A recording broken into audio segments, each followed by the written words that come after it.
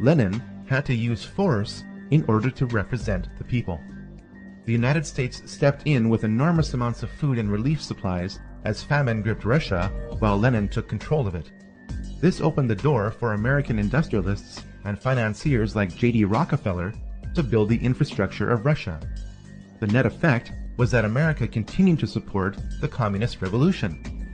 This support was extended as power was transferred from Lenin to Stalin in spite of Stalin's ruthlessness. World War I ended according to the master plan of the 20th century Illuminati financiers. They knew that communism could only continue so long as capitalism supported it. The financiers also knew that the oppressive chains of the Treaty of Versailles would be broken by a leader who would eventually rise up from within Germany. Welcome to the first round of Problem, Reaction, and Solution.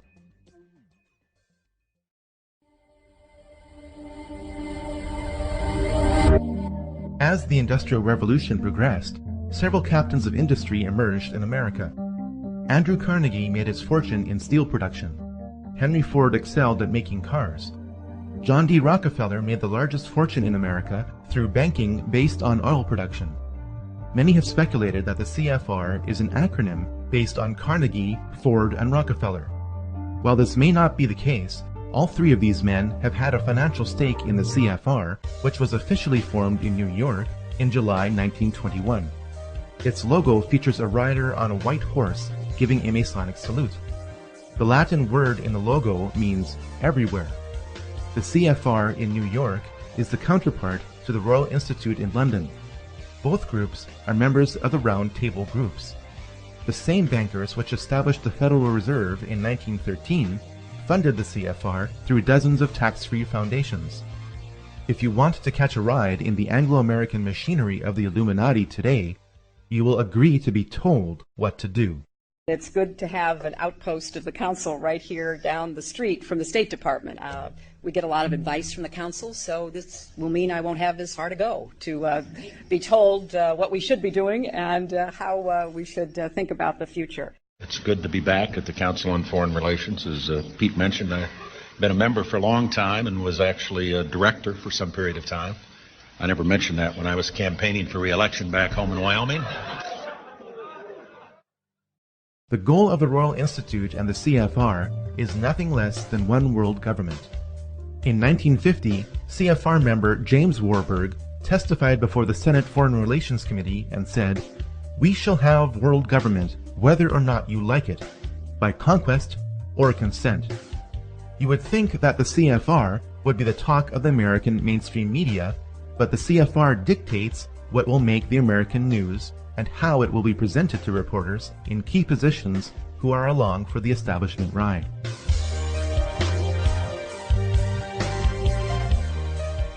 Following World War I, the League of Nations was the first popular attempt at creating a world government.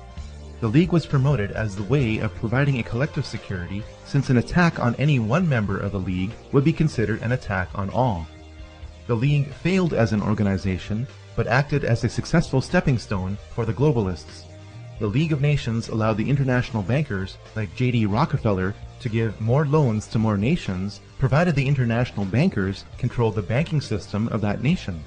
When the Bank for International Settlements was established in 1930, the Illuminati financiers gained more control of the world's money supply.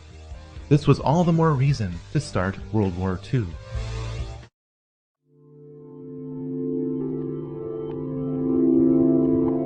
Adolf Hitler was offered as a manufactured solution to the burden imposed upon Germany by the Treaty of Versailles. The event Hitler created to take control of Germany was engineered through a false flag attack. We now know that Hitler had his henchmen set fire to the German parliament, known as the Reichstag, in 1933. The fire was blamed on communist agent Marinus van der Lubbe in a huge show trial. In reality, van der Lubbe was a mentally handicapped individual picked up off the streets. Hitler's mighty war machine was funded and created by Wall Street. The Treaty of Versailles induced Germany to default on its debt. The Dawes Plan replaced the treaty after 5 years and allowed links to be made between American and German industry and finance. From the mid-1920s to the late 1930s, Through the Bank of International Settlements, over $135 million was loaned to the German electrical, steel, and chemical industries from Wall Street. The profits on these loans were considerable. Without the technology for extracting petroleum from the German coal fields supplied by Rockefeller-owned Standard Oil of New Jersey, the Nazi war machine would have ran out of gas. One of the funders of the Nazi war machine was Prescott Bush, father and grandfather of 2 U.S. presidents. According to files from the U.S. National Archives, Prescott Bush was a partner in Brown Brothers Harriman. This was one of the corporations used by industrialist Fritz Thyssen to move assets between America and Germany. Prescott Bush's assets in Union Banking Corporation were seized under the Trading with the Enemy Act in 1942, after America entered the war. The Bush family fortune was built in part from funding the very enemy that would kill over 400,000 American troops. May I introduce our co-editors for this edition of the Longines Chronoscope? Our distinguished guest for this evening is the Honorable Prescott Bush, United States Senator from Connecticut. I think we have made, just in this year, very marked and noticeable progress in connection with the Cold War. Included in that, too, should be our efforts to get at this subversion business within our own government. The ideologies of the Nazis and the Communists were set against each other by the Illuminati financiers in a dialectical struggle. Both ideologies are flawed and use the same means to produce the same result. The Illuminati financiers chose to eliminate the Nazi movement and preserve communism for one very important reason. Hitler started to print money just like the Federal Reserve. At this point, all of Europe was tied up in war with itself. The problem and reaction stages of World War II would only be solved through America. America entered World War II based on the Pearl Harbor attack that was allowed to happen and deliberately made worse. The Japanese signals indicating the time, place, and resources to be used in the attack were remotely intercepted and sent to President Roosevelt. President Roosevelt chose not to relay the information to Pearl Harbor. America now had the excuse to attack Germany, even though Germany never attacked America. The Japanese were ready to surrender in February 1945, but 2 nuclear bombs were dropped on them after this date instead of being used in Europe. The madness of World War II accomplished several things for the Illuminati financiers. Profits could be generated by rebuilding Japan and using it to provide cheap labor to flood America with inexpensive goods. This would accelerate the long-term planned process by bringing down America, just as China is being used to help finish the job today. Communism was allowed to consume half of Europe in order to lock America and the Soviet Union in a new dialectical struggle and a new opportunity for profit. Most importantly, World War II paved the way to create the United Nations and the Nation of Israel. It must be noted that the top 4 players of World War II had ties to the occult. Hitler was deeply involved in the black arts. He joined a group focused on esoteric teachings called the Thule Society. This is where the logo for the Nazi Party came from. The occult foundation of Nazi philosophy was laid by Dietrich Eckart, not by Adolf Hitler. Joseph Stalin was involved in Freemasonry. Here we see him giving the same sign of the hidden hand, the same hand sign of Freemasons Napoleon and Solomon Rothschild. Franklin Roosevelt was a 32nd degree Mason. Winston Churchill was a member of 2 Masonic lodges, including a Druidic lodge. When you look at a photograph of the 3 main characters involved at the Yalta Conference in February 1945, keep in mind that all 3 were Freemasons.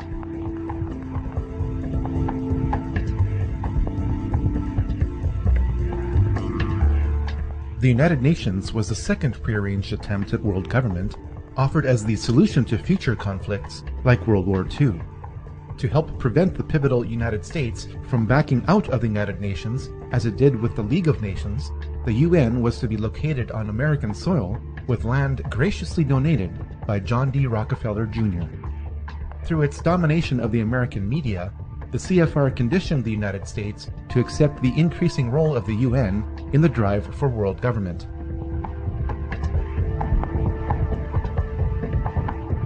Political Zionism, a tool of the Rothschilds, clearly expressed the desire to create Israel long before World War II. This is documented in the Balfour Declaration of 1917. Arthur James Balfour of the British Foreign Office announced that it was the will of His Majesty's government to establish a Jewish homeland in Palestine. This official policy was given to the World Zionist Federation of Great Britain, headed by Lord Rothschild, over 30 years before Israel was created. James Balfour, a willing tool of the British Freemasonic crown, was awarded many Masonic royal titles for this and other services rendered. Political Zionism used and magnified the anti-Semitism of the Nazi movement to create Israel. As soon as Hitler took power in 1933, many Jews around the world boycotted German goods. The political Zionists in Palestine negotiated a secret deal with the devil. In return for the transfer of 60,000 Jews and $100 million to Palestine, political Zionists would halt the worldwide Jewish-led anti-Nazi boycott that threatened to topple the Hitler regime in its first year. Over 40 million Chinese died in a 25-year period under the dictatorship of Mao Zedong, yet all you probably know is the phrase 6 million Jews. The Holocaust of the Jews has been ground into the public consciousness by the political Zionists who used its horror to justify their goal. Theodor Herzl's dream was realized when the flag he proposed, based on the Rothschild hexagram, flew over Israel in May 1948.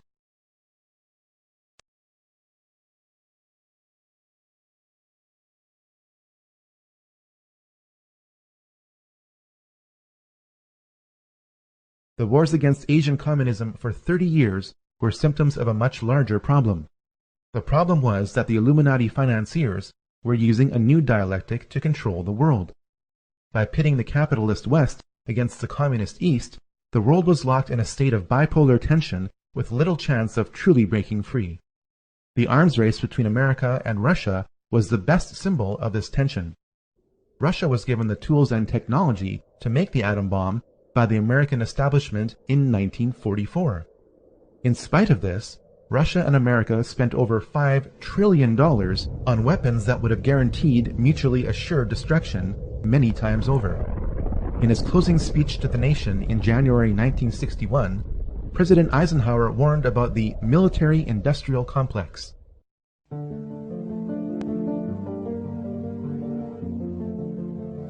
Until the latest of our world conflicts, the United States had no armaments industry. American makers of plowshares could, with time and as required, make swords as well. But we can no longer risk emergency improvisation of national defense. We have been compelled to create a permanent armaments industry of vast proportions. Added to this, 3.5 million men and women are directly engaged in the defense establishment. Now, this conjunction of an immense military establishment and a large arms industry is new in the American experience. The total influence, economic, political, even spiritual, is felt in every city, every state house, every office of the federal government. We recognize the imperative need for this development, yet we must not fail to comprehend its grave implications.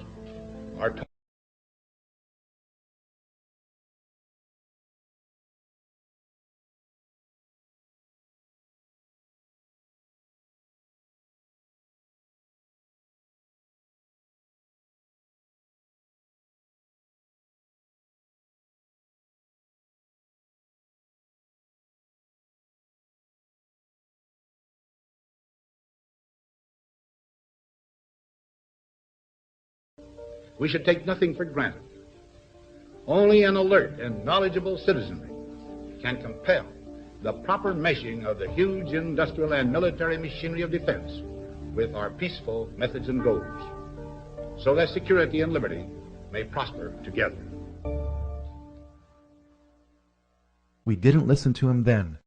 We still aren't listening now. The Illuminati financiers planned for the failure of communism. Communism as a system is guaranteed to fail without support. It failed in 1989 through the symbology of the fall of the Berlin Wall. China was busy by this time producing goods for the capitalist West.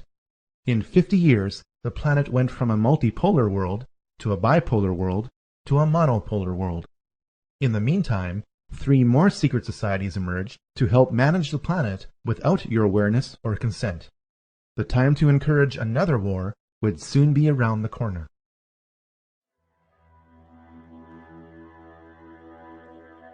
The Bilderberg Group got its name from the Bilderberg Hotel in Oosterbeek, Holland, the site of the group's first modern meeting.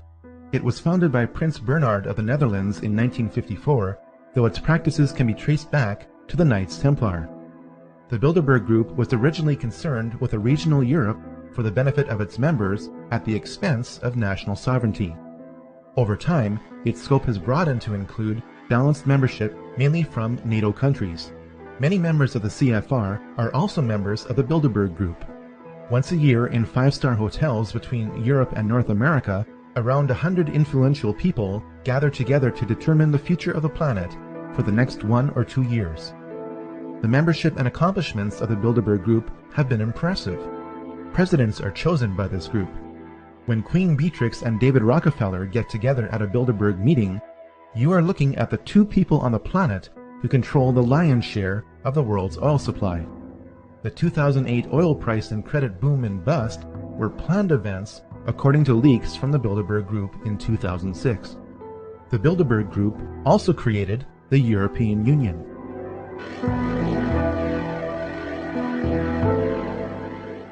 The Club of Rome promotes peace and prosperity, but does so in a way that advances world government at the expense of national sovereignty. It was founded in April 1968 by Aurelio Pecci, a prominent Italian industrialist. Affiliations with the Club of Rome have included members of the Rockefeller family and the CFR. Of all the globalist organizations we have encountered so far, the Club of Rome is the group which is the most heavily involved in the New Age movement, regardless of its size. This group specializes in promoting neo-feudalism to justify social and economic control.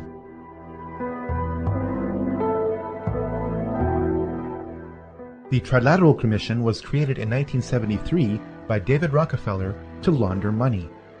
As more congressmen and informed citizens became aware of the CFR and the Federal Reserve during the 1950s and 60s, global planners realized that they had to be more covert. Their American and European money would have to be sent to Japanese industrialists and Arab oil magnates who would use it to buy up Western businesses and real estate. With this system in place, economic woes in the West resulting from the globalists' control could then be blamed on the Japanese and Arabs. Arab leaders who couldn't agree on anything for centuries suddenly came together to create the OPEC oil embargo of 1973. High gas prices made the Americans flock to Japanese cars. This system of Western, Eastern, and Middle Eastern trade promoted global interdependence and made lots of money.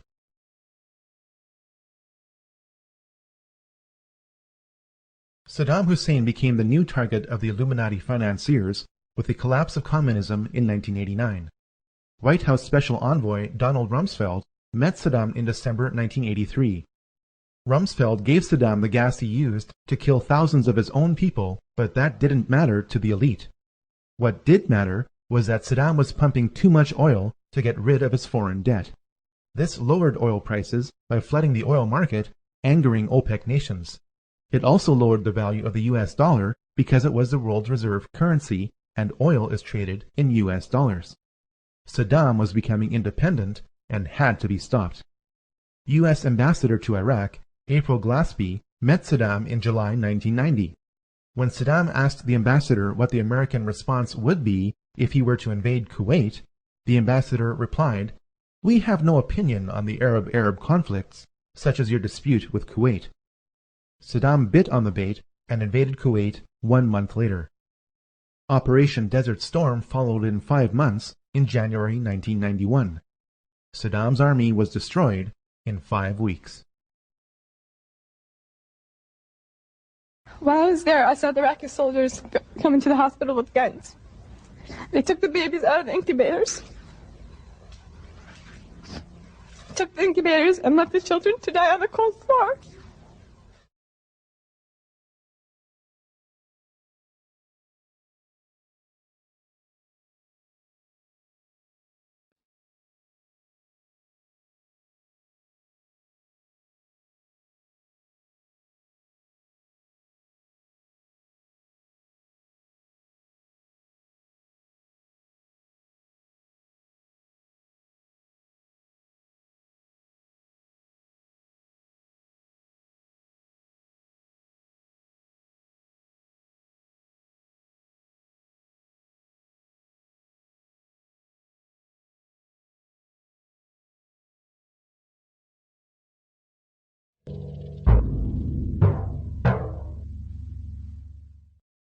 right, we are now led to understand that there are also firings in another city in Saudi Arabia. CNN's Carl Rochelle is here with me, just came up.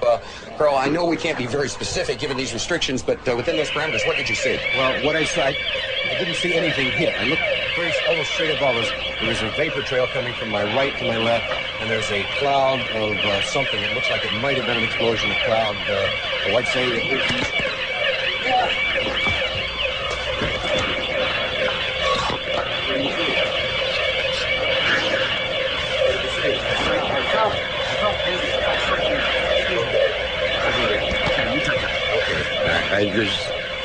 my apologies for these putting on a gas mask. There hasn't been any gas dropped here that we could tell. You smell anything? No. You may smell some of the fumes from a missile exhaust going off.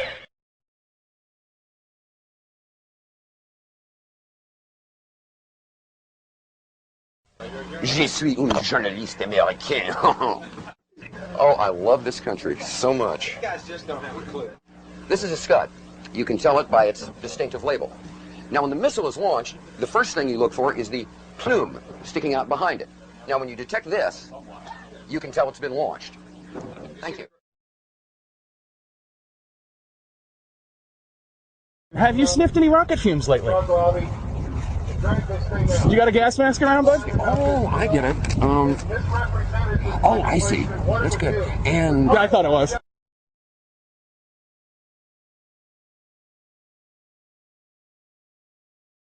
They took the babies out of the incubators. Took the incubators and left the children to die on the cold floor. And they've had kids in incubators, and they were thrown out of the incubators so that Kuwait could be systematically dismantled. It's a proud day for America, and by God, we've kicked Vietnam syndrome once and for all. Thank you very, very much. Saddam's baited invasion meant that the nation of Iraq and its rich oil reserves could be held indefinitely as ransom by the globalists from 1991 onwards. But this was not enough for the elite. George Herbert Walker Bush, member of Bohemian Grove and Skull and Bones, whose father helped finance the Nazis, signaled the intention of the Illuminati.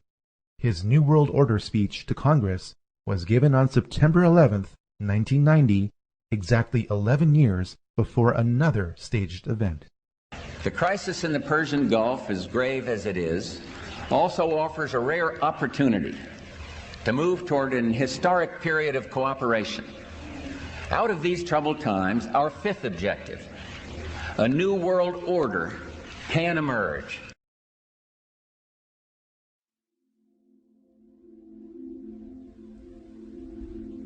People are still bewildered by what happened on September 11, 2001. This brief study cross-examines the mechanics, the men involved, and the motives for what happened on that day. Most people assume that Flight 93 was crashed by its passengers after they overtook the terrorists who controlled it. After all, it left a scar in the earth. Here's the problem. According to a USGS aerial survey, that scar existed in 1994 or earlier. At this point, we have two choices. We can choose to believe that a full-size airliner being fought over can crash into topsoil in precise alignment with a pre-existing scar, leaving that scar relatively intact. We can also choose to believe that only part of the plane landed within that scar. The first option would violate the patterns of hundreds of airplane crashes over decades. The second option forces us to ask whether pieces of the plane were found in other locations. Indeed, this is the case. Small pieces of the plane were spread out over a debris field several miles long. This forces us to ask how the plane disintegrated. According to retired Colonel Don de Grand Pré, it was shot down by a member of the Air Force. We have since learned the probable name of the pilot who eliminated Flight 93. Lieutenant Colonel Rick Gibney was the only pilot in the United States Air Force to be given an award in secret for his actions on a special mission on 9/11. Most people assume that Flight 77 struck the Pentagon with no warning by a crack pilot. In recorded testimony before the 9/11 Commission, then Transportation Secretary Norman Mineta recalled what he witnessed in the Presidential Command Center below the White House. During the time that the airplane coming in to the Pentagon, There was a young man who would come in and say to the vice president, the plane is 50 miles out. The plane is 30 miles out. And when it got down to the plane is 10 miles out, the young man also said to the vice president, do the orders still stand? And the vice president turned and whipped his neck around and said, of course the orders still stand. Have you heard anything to the contrary? This testimony proves that the vice president was aware that something was approaching the Pentagon. Hani Hanor is alleged to have hijacked Flight 77 and flown it into the Pentagon. Here's the problem. The flight parameters for Flight 77, obtained under the Freedom of Information Act from the National Transportation Safety Board, indicate that the flight deck door remained closed once the plane was in flight. The mid-air hijacking of Flight 77 could not have taken place if the cockpit door never opened. One of the popular myths of 9/11 is that the Twin Towers were towering infernos. If that's true, then people wouldn't have been told to return to work in the South Tower. In the neighboring South Tower, people are also evacuating, but an announcement over the PA system tells workers their building is secure and they can return to their desks, an announcement that will soon have tragic consequences. If the towers were towering infernos, then the Battalion 7 chief would have never been able to make it to the 78th floor and say, I got it, folks, 1-5. We got tanks, isolated pockets of fire. We should be able to knock it down with 2 lines. Ready on that. 78th floor, number 1045, code line. If the tower fires were melting steel columns, then Ennis Cintron wouldn't have been able to wave from the plane impact zone with their light pants not even singed.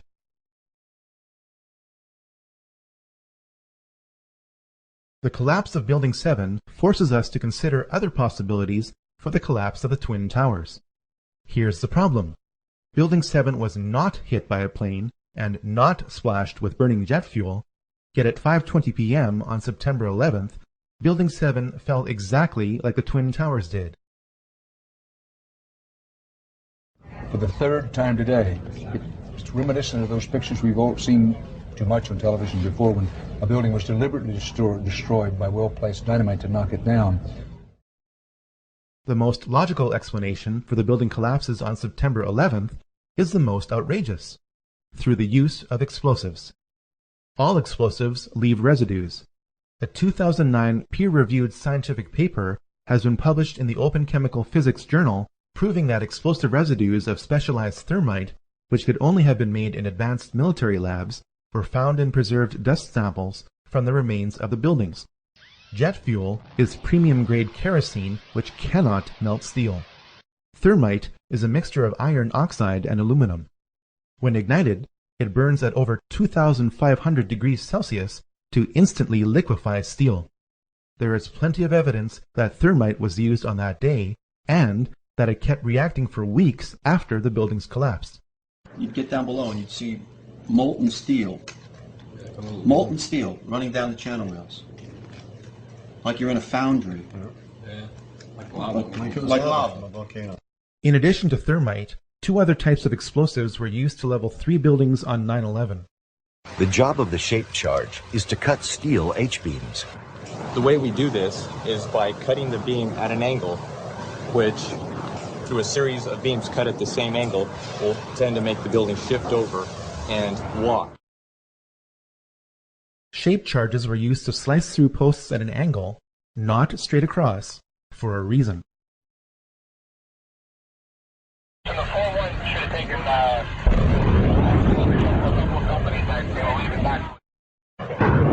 No gas enough. You want to call your mother or something?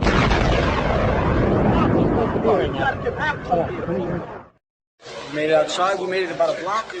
We made it at least 2 blocks, and we started running. Floor by floor, instead of popping out. It was if they had detonated. Yeah, if detonated. they were planning to take down a building. Boom, boom, boom, boom, boom, boom, boom.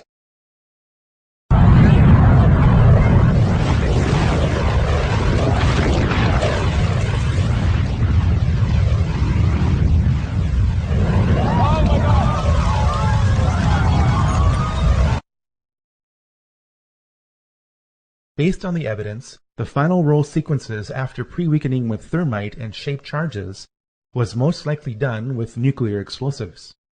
Don't think of Hiroshima. If the United States Army was loading nuclear shells by hand into howitzers 50 years ago, what do you think is available in the 21st century? The evidence for the use of nuclear explosives on 9/11 is substantial. A government report tried to spin the appearance of the radioactive isotope tritium at ground zero in concentrations dozens of times higher than the surrounding area. Hundreds of cars at ground zero burst into flames from the inside out. This is explained with a characteristic electromagnetic pulse of nuclear explosions overloading the vehicle's electronics, causing the vehicles to ignite.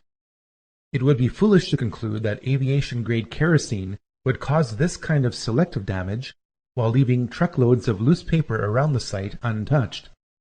Toxic fumes produced by fires from the continuously reacting thermite and radiation from the final roll sequences explain why 7 out of 10 people with significant exposure to ground zero are dying from a host of illnesses. If explosives were used to destroy buildings on 9/11, they would have had to be placed in the buildings. This is made easier when there was an unprecedented power down in the World Trade Center complex for alleged electronic upgrades on the weekend before September 11, 2001. Is it just a coincidence that the president's brother, Marvin Bush, was on the board of directors for the firm providing security at the World Trade Center?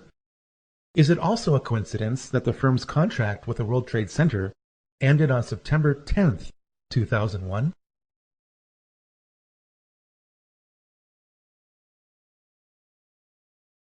The so-called terrorists who attacked America without warning were trained and lived at U.S. military bases. The radical Islamic terrorists of 9/11 got drunk in a Florida bar, paying for their drinks with a wad of cash. Some of the terrorists who died in 9/11 have turned up alive and well. The 9/11 terrorists list has not been updated. Documents reveal that Osama's CIA codename was Tim Osman. This leads us back to Zbigniew Brzezinski because he created the Mujahideen in the late 1970s, which were later renamed Al-Qaeda.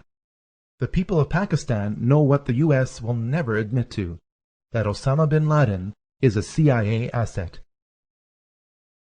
Who is Osama bin Laden? He's just a character created by America. Well, actually, 98% of Pakistan would probably follow along the same line. They believe that Osama is basically a CIA agent who is working undercover to put a bad image of Islam. Really? That land over there is yours. You'll go back to it one day because your fight will prevail and you'll have your homes and your mosques back again because your cause is right and God is on your side.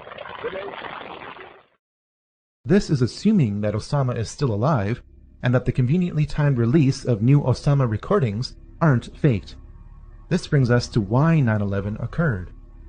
James R. Bath met George W. Bush during their time at the Texas Air National Guard. Both were kicked out for being AWOL. Through a trust agreement created in July 1976, James Bath was authorized to invest money from Salam bin Laden, father of Osama bin Laden. This was at the time when George Bush Sr. was director of the CIA. 3 years later, James Bath bought 25,000 shares in Arbusto 79 Limited, George Bush Jr.'s oil company. The Bushes do business with the bin Ladens. The Saudi bin Laden Group makes its money from being the main construction conglomerate of the House of Saud. The Saudis make their money from supplying oil to America to create an artificial demand for the US dollar.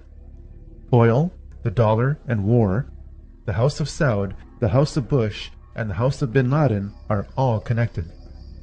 George Bush Sr. was a member of the Carlyle Group, a venture capital firm heavily invested in arms sales.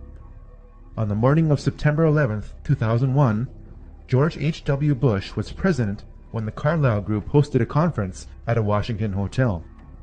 Among the guests of honor was a valued investor, Shafiq bin Laden, brother to Osama.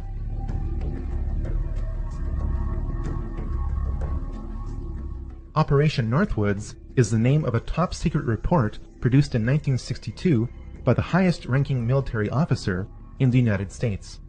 This report remained classified for nearly 40 years, and for good reason. It suggested that the United States military should attack America under a system of pretexts. The attack would then be blamed on Cuba as an excuse to invade Cuba. The details of this report are staggering. Items inside a military base could be blown up and burnt. A ship at harbor could be sabotaged by starting large fires with naphthalene. Funerals for mock victims could be conducted. A modified military plane could be substituted for a civilian plane and loaded with passengers under carefully prepared aliases. The military aircraft would then be converted to a drone. The United States military planned to attack America in 1962 using remote-controlled aircraft to justify invading Cuba. Fast forward to 9/11. Because the cockpit door of Flight 77 never opened in flight, this is exactly what happened on 9/11. Now you can never say they'd never think of that. They thought of that in 1962. They thought about it again in 2001. The Project for a New American Century is a neoconservative think tank. Some of its members are the most powerful people in the United States. In a report dated September 2000, 1 year before 9/11, this group wanted to turn the United States military into a vehicle of global domination. You may doubt this interpretation until you turn to page 60. Here, we read that advanced forms of biological warfare that can target specific genotypes may transform biological warfare from the realm of terror to a politically useful tool. This report noted that this transformation would trouble American allies and would take a long time, absent a catastrophic and catalyzing event like a new Pearl Harbor. The goal of the war on terror is to make loads of money and to accelerate the next great dialectical war. Insurgents keep being captured, but some of them turn out to be MI5 agents. Over 160,000 soldiers and 180,000 civilians and mercenaries are being used to fight 100 Al-Qaeda soldiers. Members of Al-Qaeda are being trained at U.S. military bases. Opium is flowing from Afghanistan. The lies are so thick that bricks of cash are being given out to soldiers to keep them quiet. The Illuminati do not want peace. They want more wars. I met Rockefeller through a female attorney I knew, and I met him and I liked him, and he was a very, very smart man. He's the one who told me 11 months before 9/11 ever happened that there was going to be an event.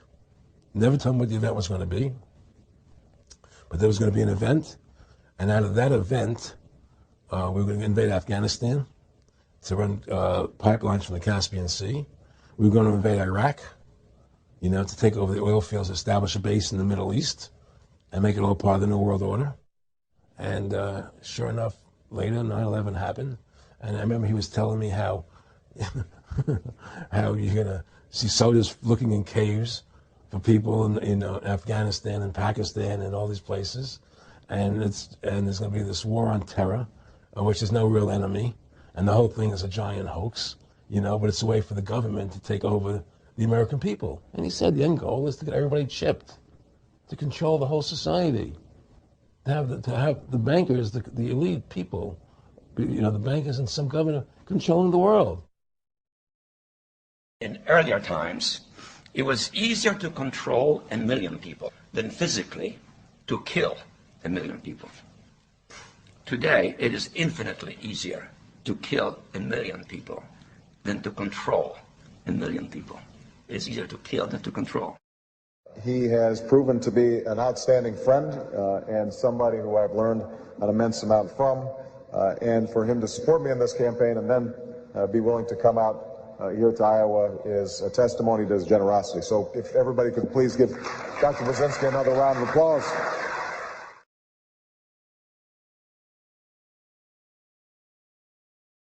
So far, we have learned that over 5,000 years of ancient mystery religions have filtered themselves into Illuminized Freemasonry by the mid to late 1700s.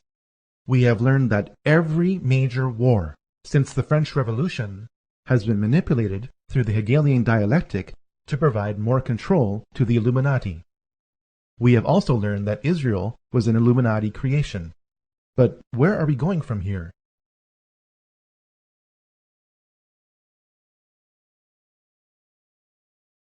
In September 1973, the Club of Rome issued a report entitled Regionalized and Adaptive Model of the Global World System. It proposed dividing the world into 10 kingdoms. Yes, it actually used the phrase 10 kingdoms. While the boundaries of these 10 kingdoms are subject to change, it is their proposal that is the point. Since that proposal in 1973, the world is being divided into 10 kingdoms. It started with the European Union. It is continuing with the African Union. It is now here with the North American Union, or NAU. Our elected political leaders in North America deny the existence of the NAU, calling it a conspiracy theory. They do so while the Queen's representative in my province of Manitoba lays out its infrastructure. Can you say today that this is not a prelude to a North American Union similar to a European Union? Are there plans to build some kind of superhighway connecting all three countries? And do you believe all of these theories about a possible erosion of national identity stem from a lack of transparency from this partnership? A couple of my opposition leaders have speculated on massive water diversions and superhighways to the continent, maybe interplanetary, I'm not sure as well. Manitoba is also taking a major role in the development of a mid-continent trade corridor, connecting our northern port of Churchill with trade markets throughout the central U.S. and Mexico. I'm amused by some of the speculation, some of the old, you call them political scare tactics. If you've been in politics as long as I have, you get used to that kind of technique, where you lay out a conspiracy and then force people to try to prove it doesn't exist. That's just the way some people operate.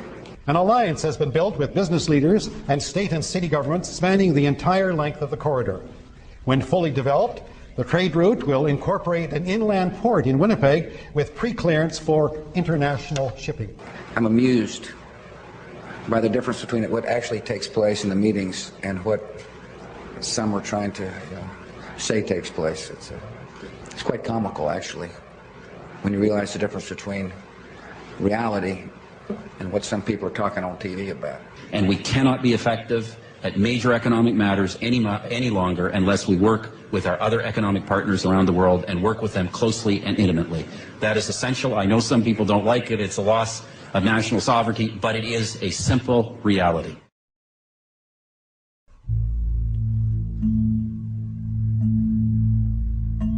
A lot of people are wondering about the future of America. New York is a dominant multicultural city. New York is also home to the United Nations, the premier organization of world government.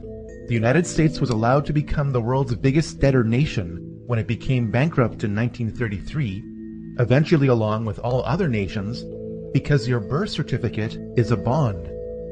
You are pledged as collateral on the debt of your nation. You are traded as a human resource on the stock exchanges of the world, especially in New York, the home to the world's largest stock exchange. Perhaps the greatest sign of America's pending destruction is on the back of the US $1 bill. You have been told that the bird on the right is an eagle. That's not what Manly P. Hall viewed it as. He knew that it was a phoenix, the ancient mythological bird of fiery rebirth. The phoenix is used to describe how old systems of power are deliberately destroyed to produce new systems of power. The system of power that is being built now is described on the left side on the back of the US $1 bill. You have been told that the Latin phrase Novus Ordo Seclorum means a new order of the ages. If you understood what the Roman poet Virgil meant when he wrote what this phrase is based on, it means God hath favored our undertakings, new order secular, or new world order. The occult purpose of America is to usher in the new world order on the back of what appears to be a trusted democracy. This purpose is hidden in plain sight.